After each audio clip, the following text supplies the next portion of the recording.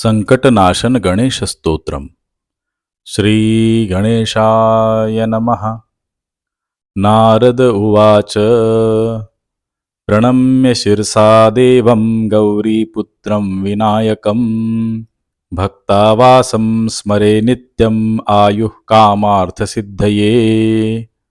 प्रथमं वक्रतुण्डं च एकदन्तं द्वितीयकम् तृतीयं कृष्णपिङ्गाक्षं गजवक्त्रं चतुर्थकम् लम्बोदरं पञ्चमं च षष्ठं विकटमेव च सप्तमं विघ्नराजं च धूम्रवर्णं तथाष्टमम् नवमं भालचन्द्रं च दशमं तु विनायकम् एकादशं गणपति द्वादशं तु गजाननम् द्वादशैतानि नामानि त्रिसन्ध्यं यः पठेन्नरः न च विघ्नभयं तस्य सर्वसिद्धिकरं प्रभो.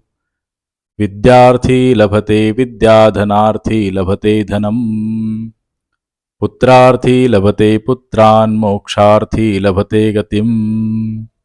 जपेद गणपतिस्तोत्रं षड्भिर्मासैः फलं लभेत् संवत्सरेण सिद्धिं च लभते नात्र संशयः. अष्टभ्यो ब्राह्मणेभ्यश्च लिखित्वा यः समर्पयेत् तस्य विद्या भवेत् सर्वा गणेशस्य प्रसादतः. इति श्रीनारदपुराणे संकटनाशन श्रीनामगणेशस्तोत्रं सम्पूर्णम्.